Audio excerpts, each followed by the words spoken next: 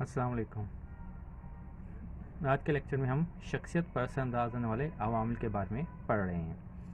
شخصیت جو کہ انسانی شخصیت ہے، اس پر جو اس کی بنیادی ساخت ہوتی ہے، جو اس میں خصوصیات ہوتی ہیں، جو خصائص آتے ہیں یا تبدیلیاں آتی ہیں، وہ مستقل قسم کی ہوتی ہیں اور نہیں ہوتی بلکہ اس میں تبدیلیاں آتی رہتی ہیں۔ اور یہ تبدیلیاں جن وجوہات کی وجہ سے آتی ہیں وہ عوامل ہوتے ہیں جن کے ذریعے سے شخصیت بدلتی رہتی ہے، اور ان کے وجود سے ہم کبھی بھی انکار نہیں کر سکتے۔ یہ ہو سکتا ہے کہ ایک شخص میں یا دوسرے شخص میں جو ان عوامل کے اثرات ہوتے ہیں وہ مختلف ہو سکتے ہیں، ایک جیسے اثرات نہیں ہو سکتے۔ تو جو چند اثرات ہیں، جو چند عوامل ہیں جن کے اثرات انسانی شخصیت پر ہوتے ہیں، وہ کچھ درج ذیل ہیں۔ آج ہم ان کے بارے میں پڑھ رہے ہیں۔ پہلا ہے توارث۔ جیسے ہم جانتے ہیں کہ انسان جب وجود میں آتا ہے اس میں بہت سی خصوصیات ہوتی ہیں جو والدین سے اس میں وراثت کے ذریعے توارث کے ذریعے ملتی ہیں۔ جس طرح ایک بیج ہم بوتے ہیں تو اس میں وہ خصوصیات جو بیج میں ہوتی ہیں وہی چیز پیدا ہوتی ہے۔ اس طرح جب انسان پیدا ہوتا ہے تو اس کی خصوصیات وہی والدین والی خصوصیات اس میں آ جاتی ہیں۔ جسمانی لحاظ سے، ذہنی لحاظ سے اور شکل و صورت کے لحاظ سے وہ اپنے والدین سے کافی ملتا جلتا ہے۔ اور بچے کی شخصیت میں دیکھتے ہیں توارث کے اثرات مستقل بھی ہوتے ہیں اور دائمی نوعیت کے ہوتے ہیں، کہ جین میں جو خصوصیات ہیں وہ بدلتی ہیں، جیسے اس کا جسمانی قد ہے، رنگ روپ ہے، ذہانت وغیرہ ہے، تو یہ اس کے توارث کی وجہ سے ہوتے ہیں۔ ہم کسی کی بچے کی شخصیت کو دیکھتے ہوئے کہہ سکتے ہیں ظاہری طور پر یہ فلاں کا بچہ ہے، یہ فلاں خاندان سے اس کا تعلق ہے۔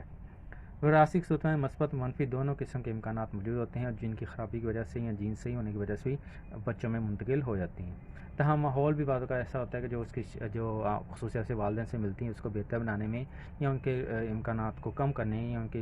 اس کو دبانے میں بھی کردار ادا کر سکتے ہیں۔ تو یہ توارث کا پہلا جو اثرات ہوتا ہے، توارث ہے جو شخصیت پر اثر انداز ہوتا ہے۔ دوسرا ہے ماحول، کہ فرد کی شخصیت ہم دیکھتے ہیں کہ ماحول بھی گہرے اثرات مرتب کرتا ہے، کیونکہ ماحول میں تمام وہ عناصر شامل ہوتے ہیں جو کسی فرد کی شخصیت اور زندگی کو کسی نہ کسی انداز میں متاثر کرتے ہیں۔ اور انسانی شخصیت کو وراثت میں ملنے والے جو امکانات ہوتے ہیں اس وقت تک کوئی حیثیت نہیں رکھتی جب تک انہیں سازگار ماحول نہ دیا جائے، کہ توارث کی وجہ سے اچھا بچہ ذہانت اسے مل گئی ہے، لیکن جب ماحول اس کے لیے سازگار نہیں ہے تو اس کی ذہانت بھی کام کی نہیں، اس پہ بھی دبنے لگ جائے گی، اس کے اثرات کم ہونا شروع ہو جائیں گے۔ لیکن جب اس کو ماحول سازگار دے دیا جائے گا تو وہ زیادہ ذہین ہو جائے گا، زیادہ اپنی قابل استعداد ظاہر کرے گا، ذہنی استعداد زیادہ اظہار کرے گا اور زیادہ بہتر اپنی کامیابی حاصل کر سکے گا۔ تو ماحول کے عناصر تبدیل ہوتے رہتے ہیں، انہیں اپنی مرضی سے بھی تبدیل کر سکتے ہیں۔ کہ ماحول کا مقابلہ کیسے کیا جا سکتا ہے، جیسے بعض ماہرین کے خیال میں ماحول توارثی خصوصیات کو متاثر کرتا ہے۔ موافق ماحول میں خصوصیات زیادہ نکھر کر سامنے آتی ہیں، جبکہ ناقص ماحول میں ان صلاحیتوں کی بہتر نشما نہیں ہو سکتی۔ اور حقیقت میں توارث اور ماحول دونوں وہ اثرات ہیں، عوامل ہیں جو شخصیت پر انتہائی غیر اثرات مرتب کرتے ہیں۔ پھر تیسرا جو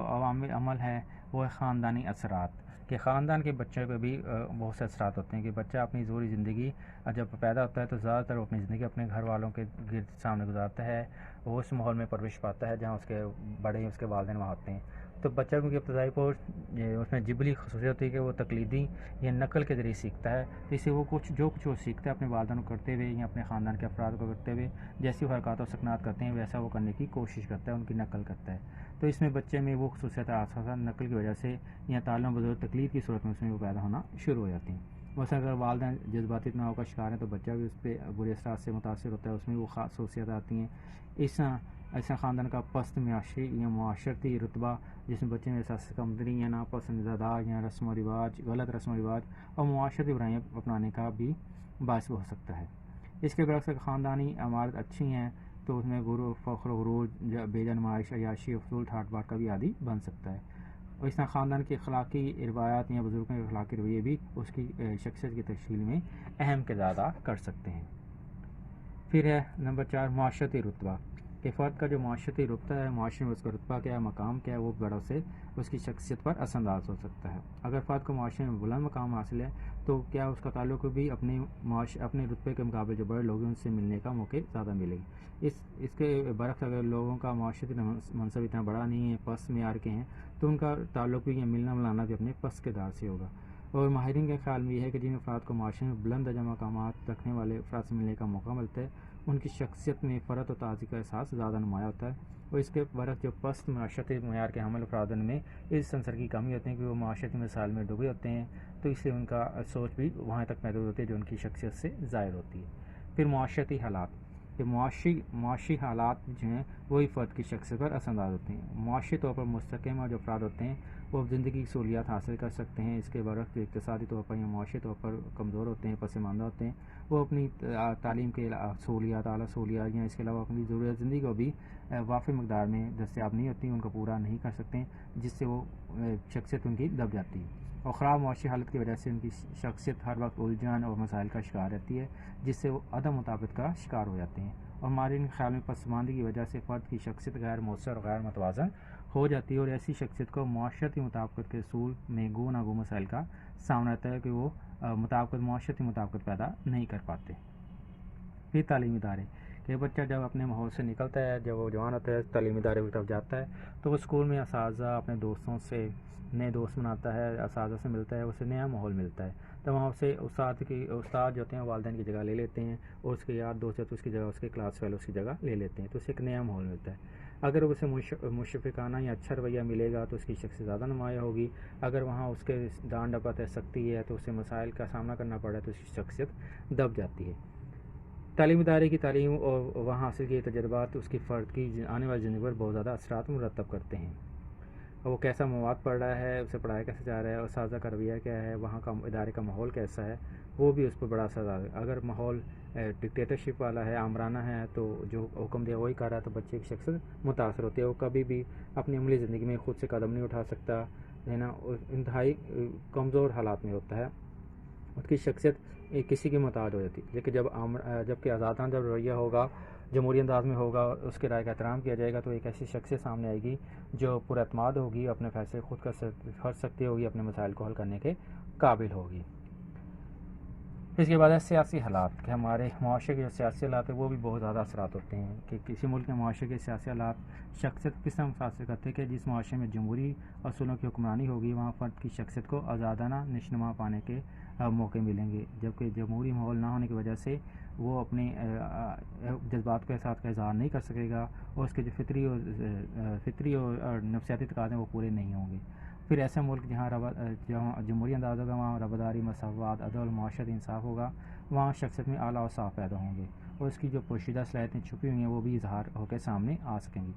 جبکہ اس کے برعکس اگر آمرانہ طرز حکومت والا ملک ہوگا تو وہاں اس کی پوشیدہ صلاحیتیں جو ہیں وہ بھی دب جائیں گی، ختم ہو جائیں گی، وہ اپنے خیالات کا آزادانہ اظہار نہیں کر سکے گا، اپنے احساسات کا اظہار نہیں کر سکے گا، اس کی تمام چیزیں دب جائیں گی، تو وہ معاشرہ آزاد سے قائم بھی نہیں رہ سکے گا۔ اس لیے آزادانہ جمہوریانہ معاشرہ ماحول ہوگا، سیاسی ماحول ہوگا تو شخصیت زیادہ بہتر طور پر نشوونما پائے گی۔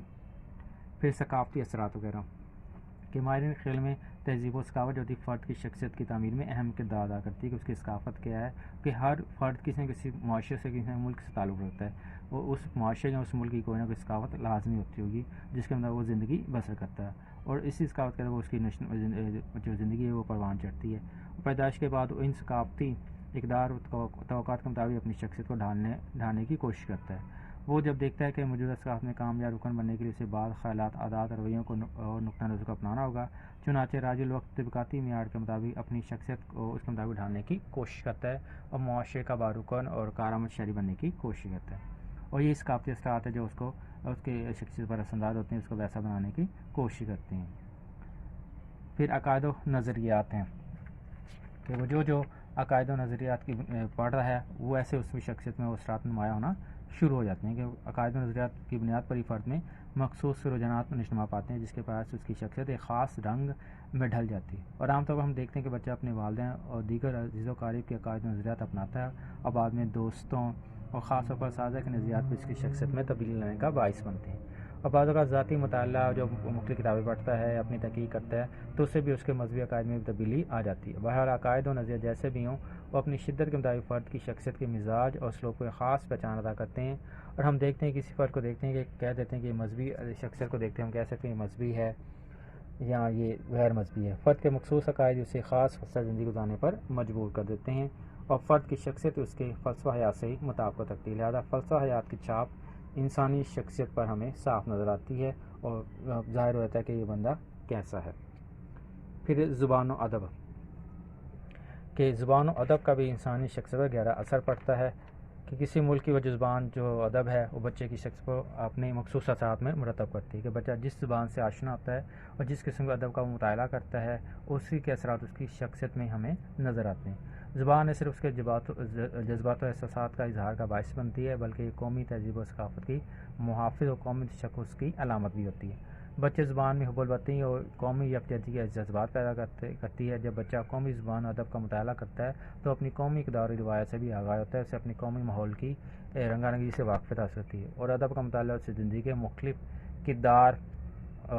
کرداروں اور کے رویوں، ان کی خوبیاں خامیوں سے بھی روشناس کراتی ہے کہ اس کے رویے کیا ہیں، اس کے کردار کیا ہیں۔ وہ اپنے قومی ہیرو سے متعارف ہوتا ہے، ان کے اوصاف کو اپنی زندگی میں لانے کی کوشش کرتا ہے، اور ادب کا مختلف رنگ شخصیت کو بھی انفرادیت عطا کرتا ہے۔ چنانچہ مذہبی لٹریچر مطالعہ کرنے والے اور رومانوی لٹریچر کا مطالعہ کرنے والے جو فرد ہوتے ہیں ان کی سوچ، فکر، جذبات اور احساسات میں ایک خاص فرق موجود ہوتا ہے اور جو ان کی شخصیت سے ظاہر ہوتی ہے۔ تو اس نے شخصیت پر اثر انداز ہونے والے یہ کچھ عوامل ہیں جو آج ہم نے پڑھے، جنہیں آپ لوگوں کو سمجھ آئے گا۔ السلام علیکم۔